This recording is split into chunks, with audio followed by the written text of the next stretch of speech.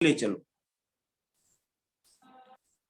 जिस प्रकार हाथी युद्ध में धनुष से छोड़े गए बाणों को सहन करता है, उसी प्रकार मुझे दुष्टों के दुर्वचनों को सहन करना चाहिए, क्योंकि संसार में दुश्शीलों की कमी नहीं। हाथी को प्रशिक्षित करके उसे युद्ध में ले जाया जाता है। प्रशिक्षित हाथी की पीठ पर राजा बैठता है।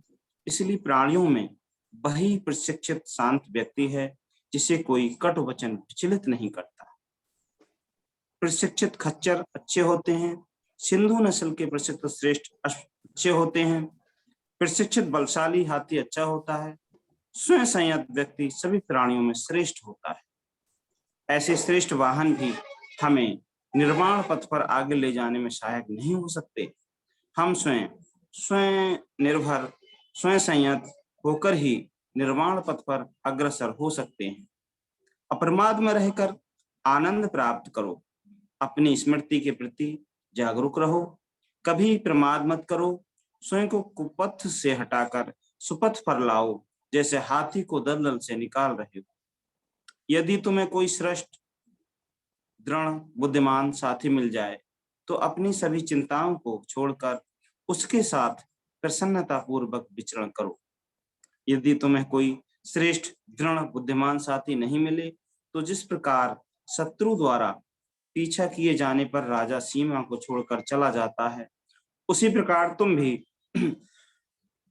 जंगल में अकेले विचरण कर रहे हाथी की तरह एकांत में चले जाओ। एकांत का जीवन उत्तम है। मूर्खों का साथ अच्छा नहीं हो सकता। अकेले रहो, कोई पाप कर्म मत करो। अल्प आवश्यकताओं के साथ अकेले रहो, जिस प्रकार जंगल में बलशाली हाथी अकेला विचरण करता है। चाहे दूसरे कुछ भी करें, तुम शील का पालन करो। सभी अकुशल विचारों का त्याग करो। अकुशल विचारों के मिटा देने का ये मार्ग है। तुम्हें ये संकल्प करना होगा कि चाहे दूसरे लोग हानि करने वाले हों, किंतु तुम किसी को हानि नहीं पहुंचाओगे। चाहे दूसरे हिंसा करें, किंतु तुम कभी हिंसा नहीं करोगे। चाहे दूसरे चोरी करें, किंतु तुम कभी चोरी नहीं करोगे। चाहे दूसरे पवित्र जीवन व्यतीत न कर रहे हों, किंतु तुम पवित्र जीवन व्यतीत करोगे। चाहे दूसरे किसी की निंदा करें, विरुद्ध बोलें, व्यर्थ बोलें, किंतु तुम ऐसा नहीं बोलोगे।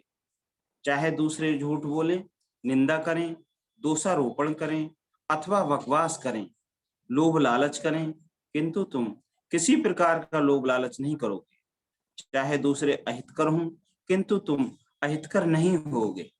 चाहे दूसरे असम्यक दृष्टि रखते हों, उनकी असम्यक संकल्प हों, असम्यक वाणी हो, असम्यक कर्मांत हो, असम्यक आजीविका हो, असम्यक व्यायाम हो, असम्यक स्मृति हो और असम्यक समाधि हो, किंतु तुम आवश्यक रूप में श्रेष्ठ अष्टांगिक मार्ग का पालन करते हुए सम्यक दृष्टि, सम्यक संकल्प, सम्यक वाणी, सम्यक कर्मांत, सम्यक आजीविका, सम्यक व्यायाम, सम्यक स्मृति और सम्यक समाधि को अंगीकार करोगे।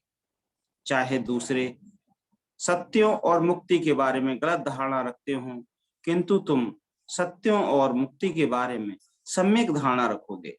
चाहे दूसरे आलस और जड़ता से युक्त हों, किंतु तुम आलस और जड़ता से मुक्त रहोगे। चाहे दूसरे अभिमानी हों, किंतु तुम विनम्र रहोगे। चाहे दूसरे विचिकित्सा युक्त हों, किंतु तुम विचिकित्सा युक्त मुक्त रहोगे। चाहे दूसरे क्रोधी हों, दुष्ट हों, द्वेषी हों, ईर्ष्यालु हों, कंजूस हों, लोभी हों, ढोंगी हों, ठग हों, वंचक हों, उदंड हों, दुस्साहसी हों, किसी नीति के मानने वाले ना हों, अशिक्षित हों, जड़ हों, भ्रमित हों तथा अज्ञ में तुम इस सब के विपरीत सही रहोगे। भाग 4।